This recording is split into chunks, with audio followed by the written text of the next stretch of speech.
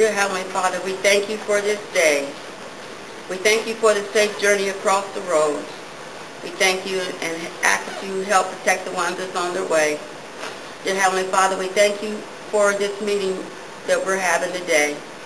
And we hope that you lead and guide us as we try to do the CWA's business. Dear Heavenly Father, we bless those that sick and the shut in. We bless those that cannot make it. We bless those that have death in their families. We ask for prayer for those that had death in their families. For the sick and the shut in, I think I've already mentioned those. And we just ask that you anoint this meeting so we'll be able to do your will. In Jesus' precious name, amen. Amen. I pledge allegiance to the flag of the United States of America and to the republic for which it stands, one nation, under God, and justice for all. Thank you. Thank you.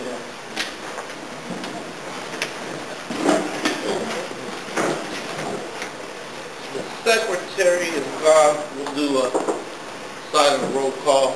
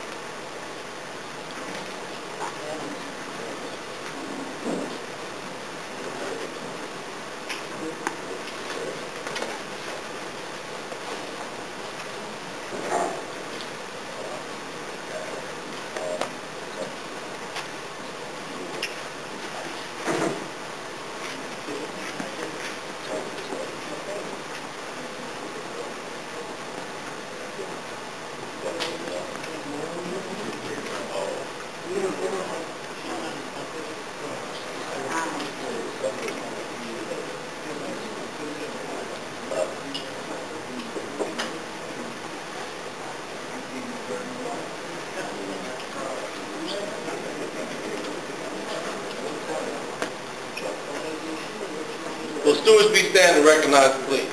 Or will stewards stand and be recognized? How about that? I'll start in the front, Lynn. Lynn Cornegay, Student Life, South Area. Nick Harrison, FOD. Fred Woods, OSU Never. Tom. Miracle Long, Medical Service. Stephanie Johnson, Medical Service. Tom Hines, York.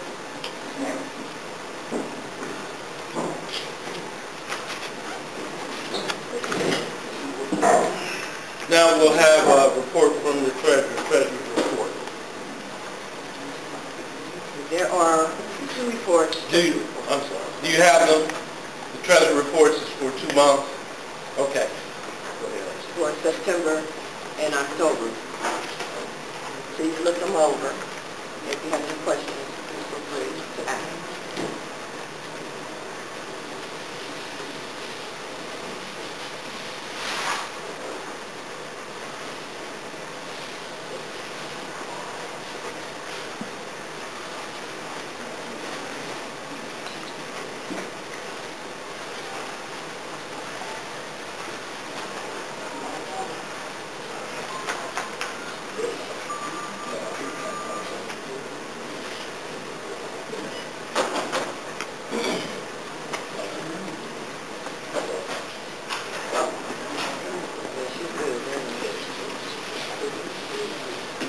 Do I have any questions regarding the treasury? Questions, concerns, comments?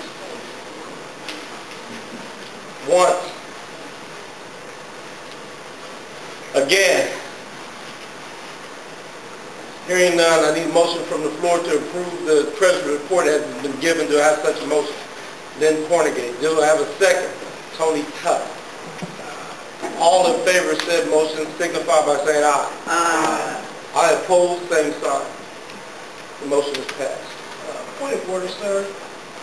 Can we ask membership to please put their phones on vibrate while we have a meeting? You've done it. Did you hear that? Your electronic devices vibrate. or something else, please? Thank you, ma'am.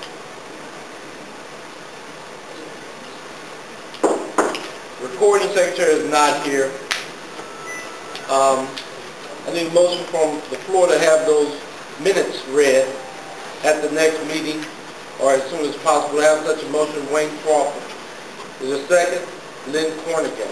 All in favor of said motion, please signify by saying aye. Aye. All opposed, same sign. The motion is passed. Since the reporter is not here, I'll have to go a little slower for the minutes. The executive board met Thursday evening. In that board meeting, first let me apologize to all the young ladies in the group here. I didn't realize the condition of the women's bathroom. Having toured it, per se, we had estimation of work, and we approved work and monies to renovate the women's bathroom. That we approved a $5,000 outlay, which includes labor and supplies. Well, thank you. It would include a new floor. Floor has been wet for 2 years or something like that, they tell me. It includes a new counter or vanity. The repair of toilets, which some have called the wet floor. There will be drywall or wall repair. Some of the drywall has been damaged and probably next to mildew. It'll be painted, and any other kind of little necessary thing to get it in condition. I've never said anything, but I want to say something now. And you gonna fix the big toilet? It's going to be renovated, all of it. Yeah, I apologize again. All of it. And so I think that that project will begin, well, maybe next week it'll start. It'll take approximately 3 weekends or 4, but I think about 3, and demolition will start soon.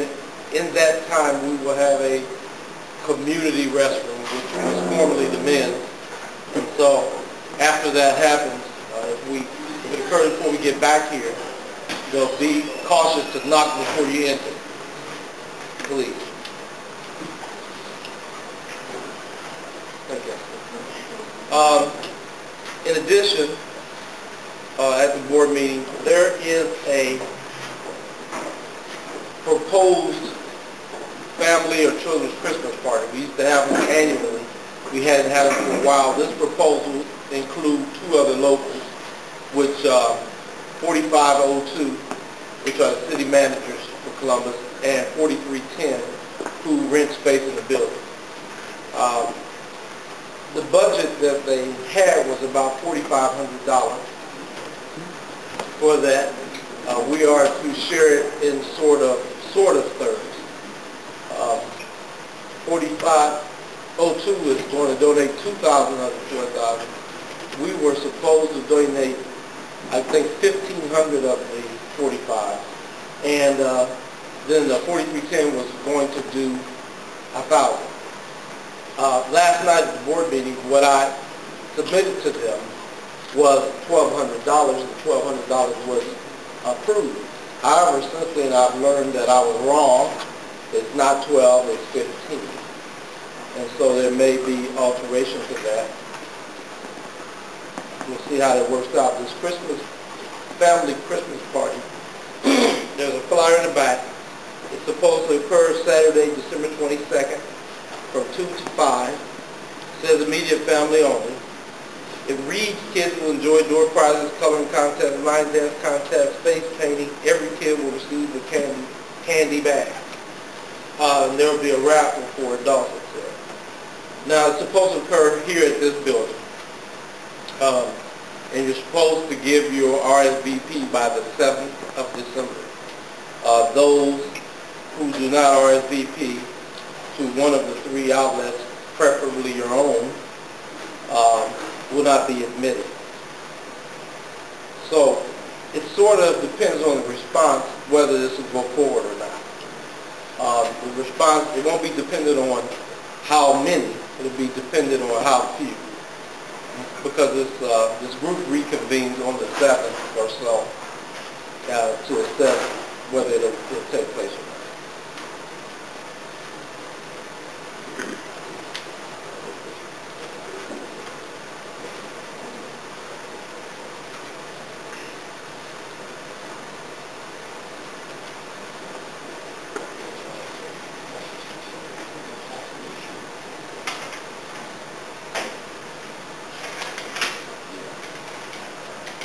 That's a report from the board meeting.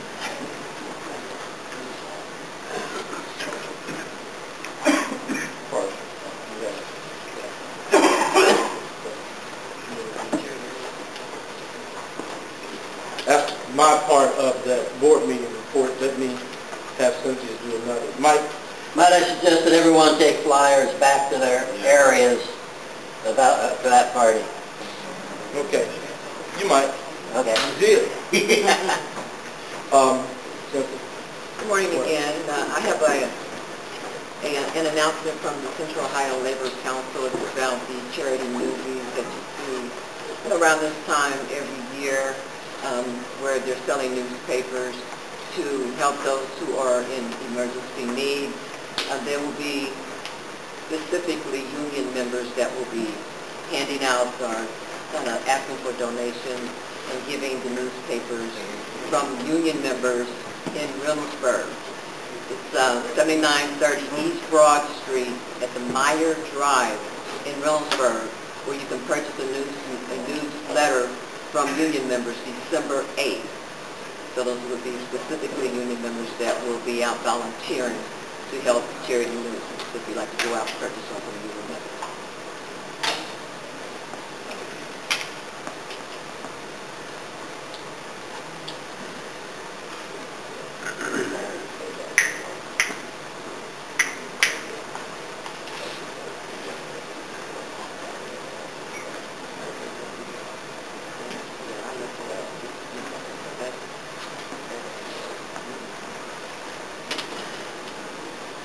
All right, that's really the majority of the president's report. Do you have any questions? Oh, I'm sorry, Miracle Law. I just wanted to say, there's a list back there for anybody that wanted the RSVP right now.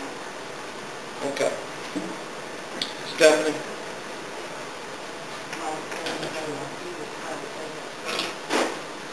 Fred Woods.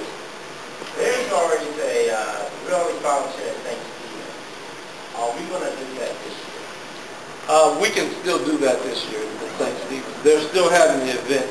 We didn't have the kind of participation that we normally have, but it's my desire that if anyone wants to volunteer for that, they do that. I had to get you the details. Okay. Because I don't have it here. Okay.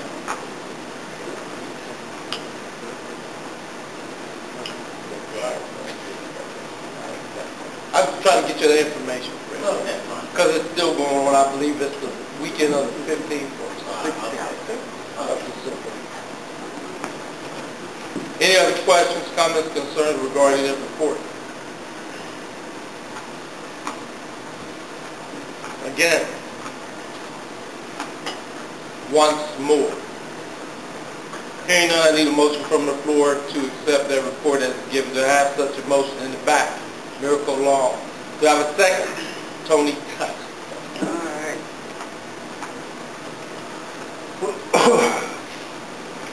All in favor of said motion, please signify by saying aye. Aye. I oppose, same sign, please. The motion is passed. Thank you.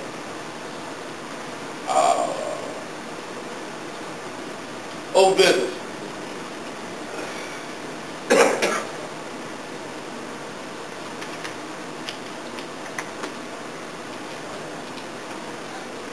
Old business.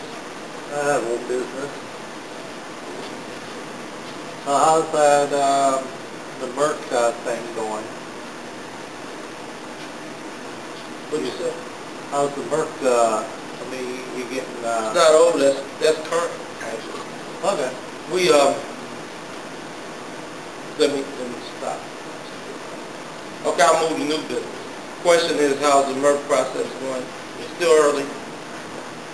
We haven't done MERPs. They're scheduled.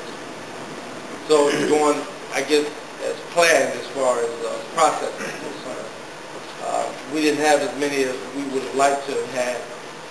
I think going into this year, this contract year, we'll probably have more, and the rules are much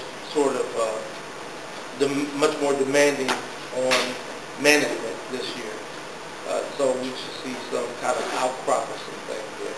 Yeah, we was, during one of the communication meetings, we was discussing your thoughts on putting an advertisement together, such as a button or a sticker or something like that to get the word out, to be aggressive with it, even if you did feel that you got a good evaluation, that you should push it harder on it, I guess, to make it more rounder. We did discuss this. So any thoughts that you had on the advertisement part for the communication team? Not in this meeting. Not in this meeting. Okay.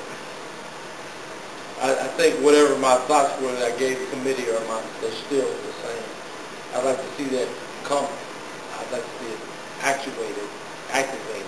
So you like to see some flyers, buttons, and something. Yeah. New business. Dwayne I don't Jones. know if it's old or new, but occurrences. Now, Well, I don't understand. Occurrences for what? Attendance? Oh, okay. Right. I don't. So, how does that work right now? It's still 8. You have 8 occurrences to have a reprimand, and then after that, what? My understanding is that you have 8, and there's a review. And then if that review... With your supervisor? Mm-hmm. Okay. And if that review says that, you don't have any particular reason, no mitigating circumstances, no something, then there would be a reprimand after that. Okay. And the number is still 8 for student life, right? Student life. Right. Everybody has different numbers. Right. Okay, so after 8 is a review, or, verbal. That was At my 8, I'm going to say.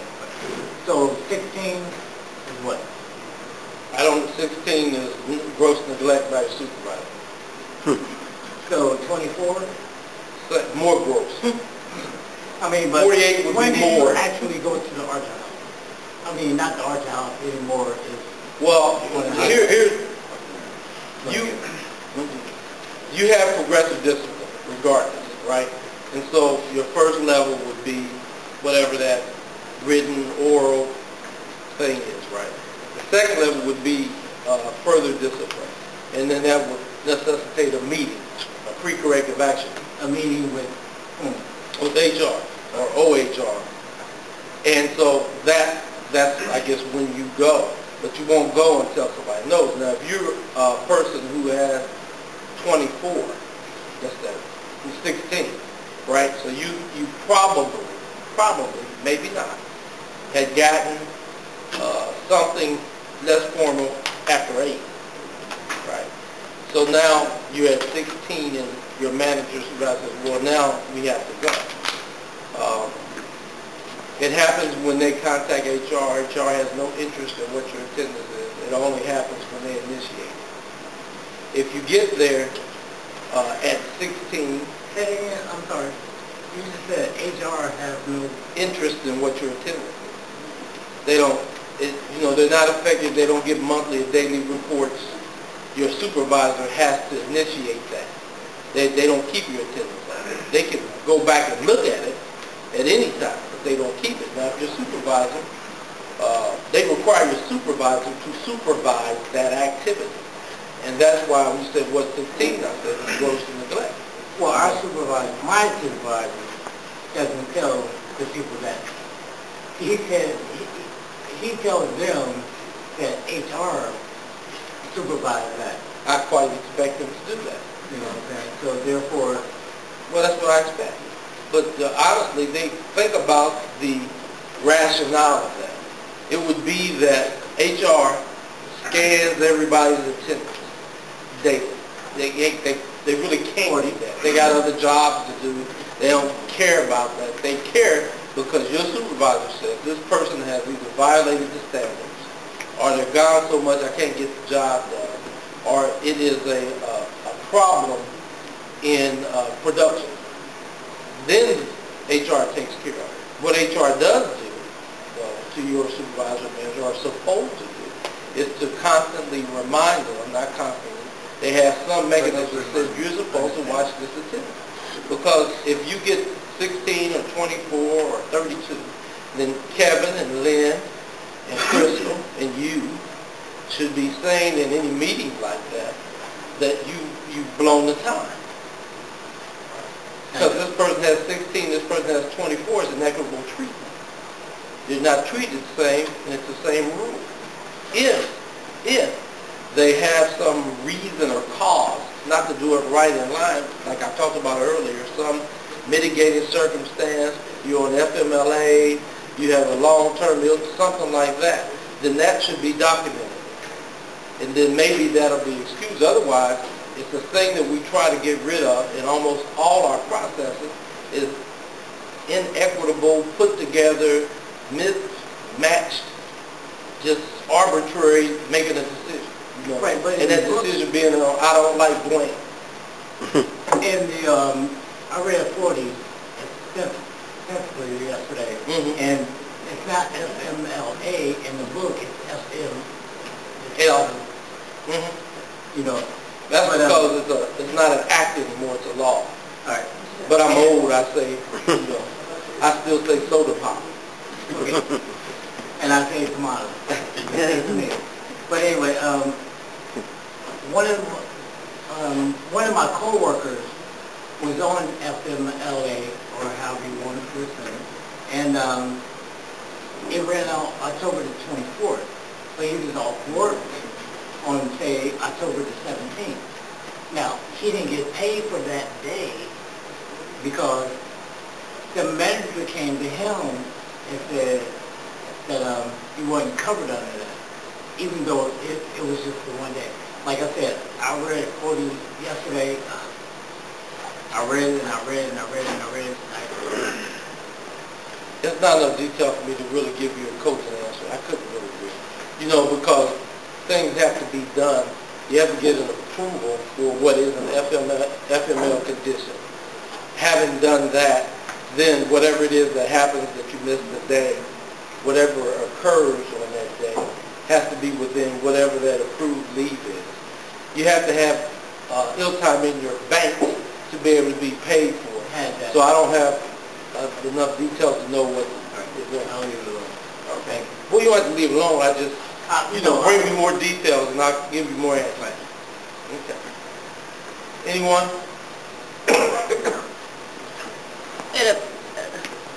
I think we're in question and answer.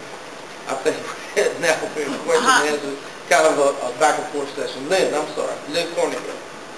It appeared he still should have got paid sick leave, even though it wasn't approved family medical leave. He still should have had 8 hours of sick Well, that's a leave discussion. if he had it in his bank. That's a discussion for him. You Right, asked, but, I thought you were asking something. Go ahead. And thinking about that, and what he just said, in January, it's my understanding, and I done heard through the Oh, you're going back to the attendance policy. rumor mill. Right? Well, no, it has to do with the attendance policy. Okay. If they rotate all the managers in housekeeping, and they have not kept up with the attendance policy, and then they get a new manager in January, and you're over your 8 or 16, then how will that affect them employees? Can that new manager pick up where that old manager did not push or do anything about the attendance? Those are numbers. I don't know whether they will or not. Right. But they Right, I certainly can't are say that. able to. Right. They're certainly able to, and they certainly should. Oh, you said they certainly should. They should. I just have something to add about the attendance. If you're missing days, you should know your attendance. I mean, if you're an employee, you should know your attendance. And if you're at 24 occurrences, you've got a problem. I mean, and the supervisors are doing their jobs. I mean, you should know what you're at. I know what mine. Well, your is pay at. stub tells you.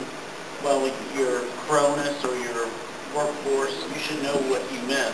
And if you're getting close to that, you need to know that you're going to be up for disciplinary action if you're getting close to that. I mean, we have the systems, we can watch our time. I mean, I know exactly when mine fall off. I mean, it's not a big surprise if you're falling off every week. I mean, They don't have the same system they don't have the same. yet. Yeah. They're just in their infancy of getting that system. But I think I guess it's a valid point that you know when you go to work and when you don't.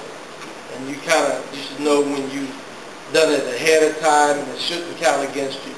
You know what I mean? Per the contract. You should know those things. You know when you got to work and help out. Yeah, but in our department, every month, they give you a list of what your occurrences are. No, that's even more. We don't get that. We only get this 8 a year. Every month we get a list. You know, we have an evaluation. Well, whatever you want to call it. Well, we have an evaluation, and they tell us you have 1.5, 5.6, or whatever and everything. So every month we get that. Okay. So they should. That goes to his point. You should know because you did it every month. Question, comment, concern.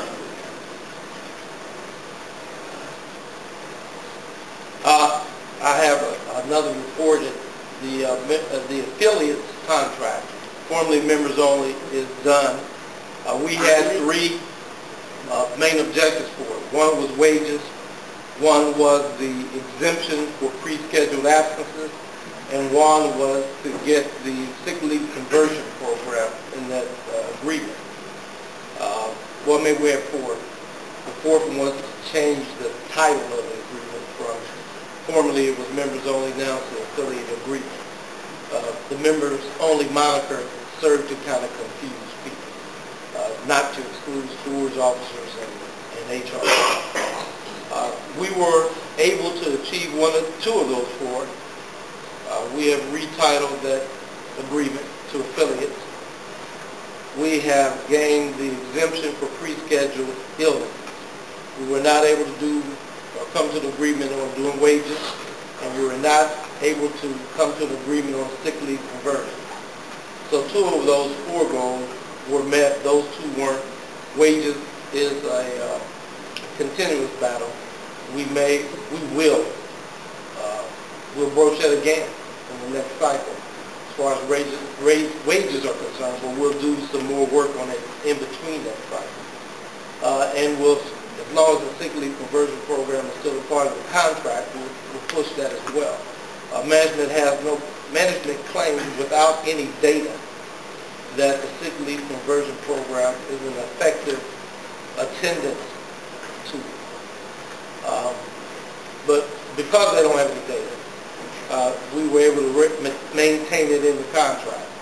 It seems to be a reward for those of us who have a habit that is more conducive to it. It gives you earned vacation time in a way that you sell your excessive ill time. And we still are the only ones on campus who have the ability to do that. Thus far, we're the only ones on campus that have the ability to be exempted from occurrences by way of a doctor's note for scheduled absence. So those are the 2 things that we still are able to do that the rest haven't been able to do yet. Not those are the 2 things, those are 2 of the things. No one else gets to really debate, dispute whatever their pay increase is. We're still the only ones on campus that are able to do that. We're the only ones that have a system that allows us to do that. No one else, nowhere else in the university is able to do that. So we still continue to try to get those kind of things in our agreement, as well as whatever other activities we push forward. And so that's the report on the affiliate agreement. It's much better than it's much better than it had been for probably 20, 30 years. But they're increments. So we search for other increments that actually stand for real steps. But it is forward going for now. Questions, comments? If you don't know, thank you. If you don't know, the affiliate agreement is agreement with a title base where we don't have 51% of those people already signed up. And that's how they become an affiliate. And traditionally, we haven't been able to negotiate wages. So we're attempting to change that and to challenge that. So it looks like if you're in the skilled trades or service agreement, it looks like your agreement with some exceptions, one being wages and the other being sort of disciplinary process. But now we're coming closer and closer to having them be more fully operated. But that has changed. It's not been there since I've been here, and I'm a members-only person. Yes? I still have a question for you. Okay. Say that on a particular day that I'm sick and I call in, but I go to the doctor, you know that, is that still an occurrence? Yes. Because it's unscheduled. Right, but, okay. I'll get that first one. Because in 40 it says, well, I can't Read it. Well, I can't read it at this point because I didn't highlight it. Oh, it's in there somewhere. I know it's in there. Right. But, well, tell me what it says. Don't read it. Just tell me. Well, in a sense that it says that, okay, like say if you had a car crash or something like that, and you can't call in, right? Then the manager or the university can excuse you from that, from not calling in. So it's the same thing. In my mind, you know, my mind works, it ticks all the time. Me but too. anyway, I was just thinking, if I had a long time, if I get up in the morning, in order to go to work, and I'm sick, yeah, oh. you know what I'm saying, but I'm sick, and then I go to the doctor, why would it be a occurrence when I bring you, because in the book, in the 40, it says if you bring it in a slip from the doctor, or some medical professional, or whatever, then therefore, why should it be an occurrence? It should be an occurrence because it should be an occurrence because it is unscheduled. Right, but they say 48 hours and 40 also. Yeah. I mean, you know, if that means it's scheduled. In 48 hours that I have a doctor's appointment or whatever and everything. But I don't know I'm going to be sick that day. No, you don't. That's what makes it unscheduled.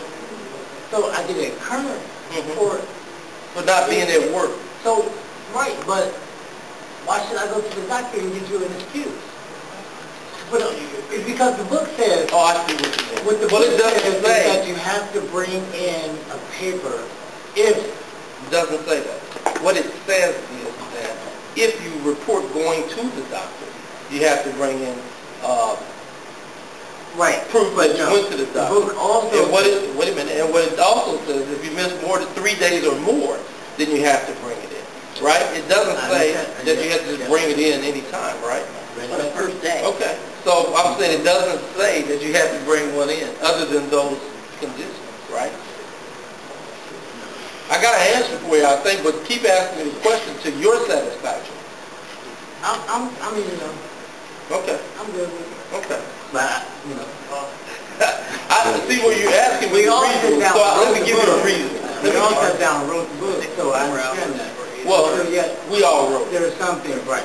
There are some things that just kind of confuse me when it says that if I'm sick and I call off, if I go to the medical, I mean, you know, if I go to a physician or something like that, because it lists, like, all the people that you can go to, they get a list from. Right, right, which all the practitioners. But if I'm sick and I just call off, that's good. But if I'm sick and I bring you a note in, then why should it be an attorney? I'll tell you why. In my opinion, it shouldn't be an occurrence. In my opinion. Right. What the contract is a list of rules, right? It articulates some of your rights, what your rights are, and then it gives you opportunities. If the university just wrote the contract, you would just get an occurrence no matter what. The only exception would maybe be FML, right? So all those other things are there are things that go against that topic. For instance, the 48 hours, they don't want that. They don't care about it. They want you just to have occurrence no matter what. So your exception is the 48 hours.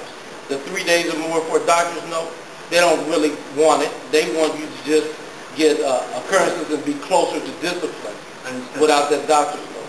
So what I'm saying is that all those things that are in contract are sort of exceptions that we've been able to kind of whittle out. Otherwise, every day you've gone, they would want the ability to just fire you. 1 day, with or without a doctor's note, 2 days, doctor's appointments, all that stuff.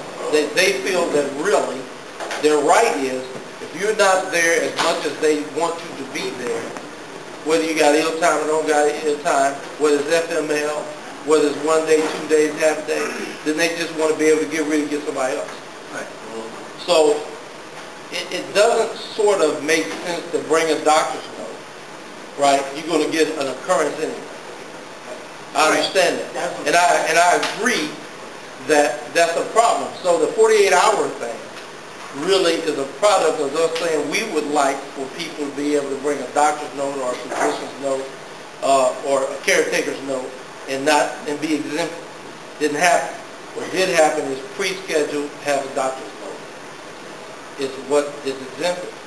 Everything else is trying to sort of poke a hole in the conventional way it is. Because that's the way it started with, you just get an occurrence. And we have to move toward it. Just have to keep moving toward it. Now what happens traditionally is we would say that, hey, you have to incentivize people to kind of make an extra push sometime to come to work. You know what I mean? And so what would happen with that is typically conversion rate, right? That's a little bit of incentive. It can't be all whooping your ass, punishment, right? And some of it has to be promotion. And so that's what sick leave conversion is. And so we try to put those things in so there's a balanced kind of approach to, I think they call it attendance control. Really it's behavior control. I mean, almost all the rules are controlling your behavior at work and for work. And all over the country now it's controlling your behavior for 24 hours a day. Little by little. You look at Kimla, you know, you can't smoke at home or at play. And the university is creeping quickly that same way. It's starting to be a condition of work. And, you know, we get very upset about it. We file all kind of complaints about it, and we kind of move against it, just like there was something that some initiative, not the tobacco-free initiative, which I think is nonsensical as well. But that's a kind of different subject. Only that I don't understand, and I disagree with, you know, those electronic cigarettes that make a mist. Right. They don't use tobacco, but they're supposed to be against the policy. The policy is tobacco-free. Chalk, or, you know, the little package put in your snuff. They don't hurt other people. They might hurt you. I have disagreements with that. It's sort of an invasion of liberty, I believe. But they're calling it a workplace behavior for now. Kevin had a question, but I'm still... I know, and I'm mature to be not getting to Kevin. Go ahead. I'm still going to go back. Go ahead. Is it I'm sorry, guys, but... Oh, he says it's the answer to your question. But, let me see if we got an answer. Go ahead. In regards to the doctor's note, the doctor's is actually, in its approval, is actually a gain for us, for all the previous contracts that you go back and look. they will tell you clearly that you had to have 80 hours on your sick leave bank in order for pre-scheduled appointments not to be counted as an occurrence. In this contract, all you have to do is pre-schedule it in advance. So the requirement that you have to have 80 hours on the book for it not to count against you now is gone. So we slowly inch to trying to make it better, and that made us also that we're in the midst of a culture that wants us to go we schedule appointments. They want us to be healthier, and so by those kind of measures, we need to go to the doctor. So therefore, we stay inside this culture that they're trying to cultivate. We have the ability to go to the doctor and not be penalized for it. So then that gives you another reason to say if we schedule an appointment, we give you notice, you won't count against it whether or not they had 80 hours, 100 hours, or no hours. Understandable. But if Sunday night, I'm, feel ill, so Monday morning, I can't come to work. Now, Maybe we'll get there, man. I know where you're going because you're really saying the same thing over. You say, hey, I couldn't help it. It's not my fault. Why should I get deemed? And I go to the doctor and I get that excuse. I get that form. Why should it be an occurrence? Well, maybe we'll get there. That's what I'm saying. It is an occurrence. And we agree with you, it may not be one. It shouldn't be one. Right. But we're not there yet. It just is an occurrence because when you find some solution that says, I went to the doctor, I'm legitimately sick, and I can get the work I'm supposed to do done today, then that might be the resolution, but that's impossible, right? But in the book, it also says if I come to work, if I had, I will be wrong, but I'll say this. No, I understand what you're saying, but let me say this to you. I don't want you to leave it alone because I want you to really be able to kind of consume it. An occurrence is not punishment. The collection of occurrences can cause punishment. Right. And even by the time you get the punishment for that collection, if you have, let's just say, I don't think it's happened yet, but I think it can happen. Let's just say you went to the doctor for every one of the occurrences. Right? I think that we're very quickly coming to a point. If that happens, every single one of them, none of them are tardies, right? None of them are some other kind of incident that doesn't have to do with your health. I think we're quickly coming to a part where we're going to win that issue because you went to the physician. That's the only reason that I can give you that says, why should I go to the doctor? Because I think that was one part of your question, is because I believe the accumulation of the fact that you went to the doctor, not that you did nothing. Right. If it was me, yeah, exactly. If it was me, if I didn't go to the doctor and I thought I needed some cough syrup or something, I'd bring a receipt for that day. That, I was thinking I tried to get medicine is legitimate. And I think that's a legitimate grievance. Because we can't move, your question is, why should I get hit if I go to the doctor?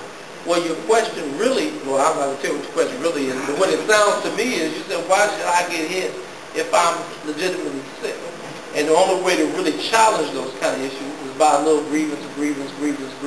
I went to the doctor, and you make them talk about it, and they'll tell you what the rules say. And you say it's impractical, it's nonsensical. And then, we'll lose that problem, the first one. We'll probably lose the first 50. But every time, they will have to kind of push an answer that's going to be a little different to the reasoned ration and kind of the reasonability of it. And we have to push it. And that's how you get to that other side. Because because you have agreement on your issue. Your issue is, why should I get deemed if I go to the doctor? You have agreement on that. It's kind of because that's the way it is.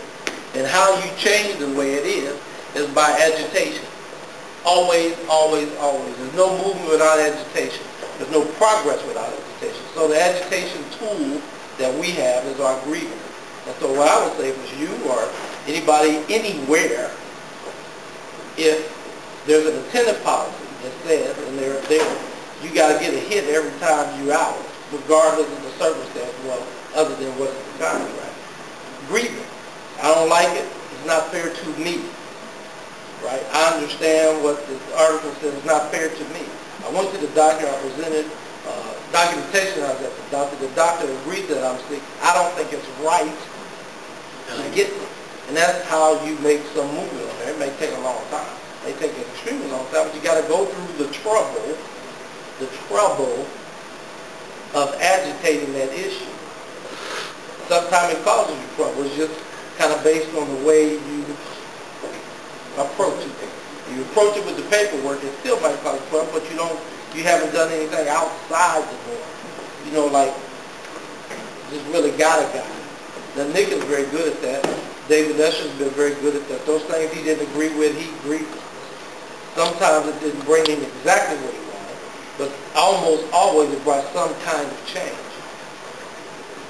And that's what you have to do with that.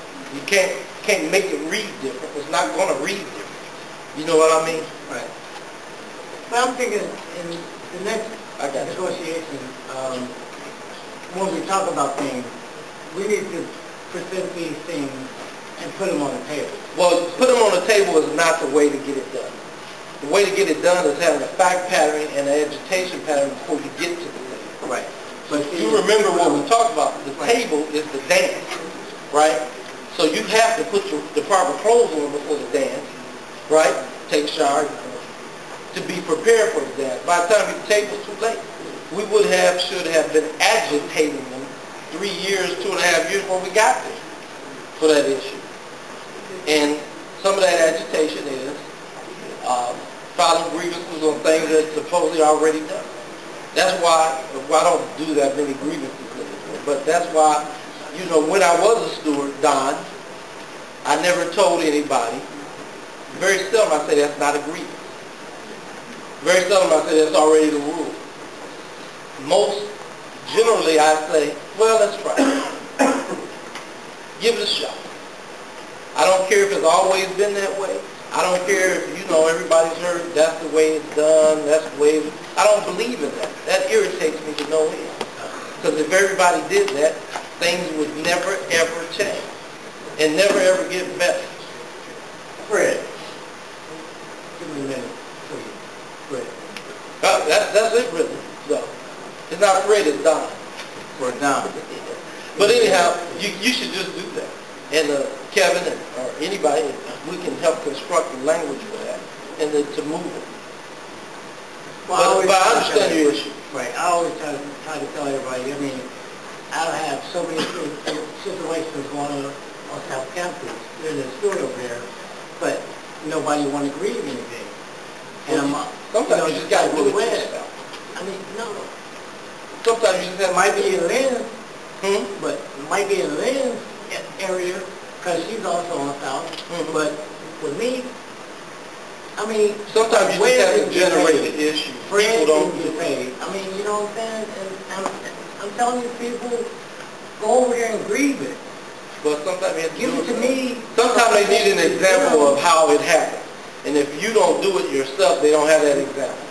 You know what I mean? Sometimes, not all the time. You can't do it all the time, for sure. Right. But sometimes that's how that happens. And I think Kevin said to me one time, maybe it wasn't Kevin, but I think it was, sometimes even though the person don't want to grieve, I should grieve for them, even though it wasn't my situation.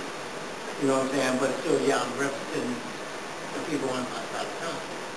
But thank you very much. No I problem. appreciate that. Questions, concerns, comments? Don, come on, you got to have something. You got to say. Go ahead. But, you know, getting back to, when we talk about source agreements, you know, a long time ago, he was with me, came to Who is he? on, talking about Kevin. Okay, thank you. Go ahead. And it came to saying to me wearing this.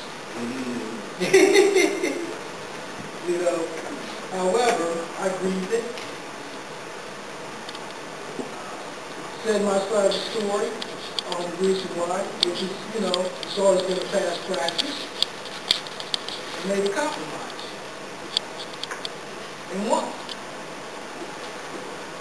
So, a lot of people need to realize and understand that they shouldn't be intimidated by filing grievance. You know, I filed grievance for years, on the floor working for student life. You met the city. So don't be scared to file a grievance. File it. You know, no matter what people say or think about you, file it. Thank you, man. Don, and then Roger, right? If his issues are chronic, FMLA, I think about it. That's true. That's true. But I think the issue is more, well, that's the immediate answer. Yeah. But I think that, yeah, that's true. If it is. And I don't think it's Dwayne's particular issue. This is kind of a systemic issue for all kinds of different people, which may not be, like you say, chronic, which may not be viewed as chronic by the law. And so that's going to, then if you're in a situation where you have something that's chronic and it's not viewed as a chronic illness that should keep you from work by the law, you still got you a problem, right? Because, I mean, everybody has numbers, 8 or 6 or something like that, you know what I mean? So it's difficult. Don? Okay. Did you go fishing Monday? Yes, they Did you? Anything? You catch anything? few small catfish. That's it, huh? It's good weather today. Anyone, if there's nothing, then I entertain a motion to adjourn, have the drawing and adjourn. Lynn Cornier, do I have a second? I'll go with Dwayne Jones. We'll have a drawing. Everyone have a ticket. Jonathan! Turn them over good. Take it out of your pocket.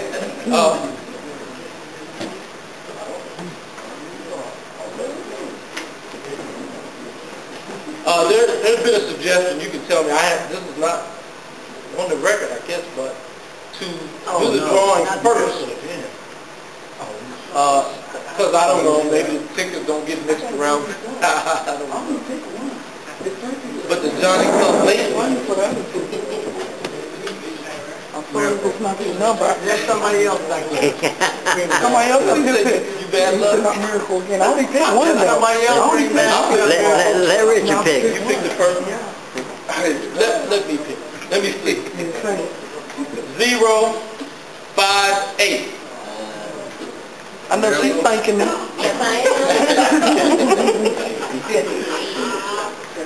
That's true. You just picked the first one. I was the first one here, too. Oh, well, that's good. Well, there you go. Good. It got stirred up. Y'all gotta stop letting the miracle bring that basket up.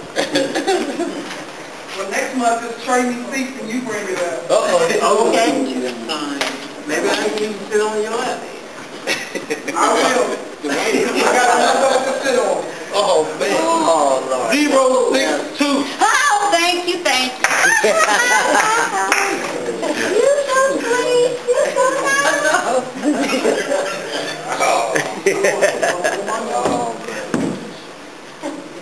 Lynn Cornier. What's this one?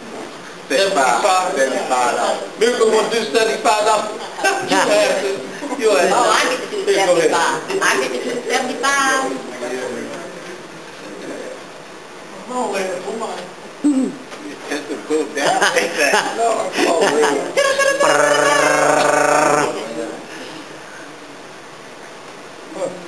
Zero 59.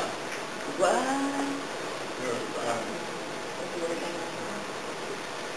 Hello. You got it? Do you really?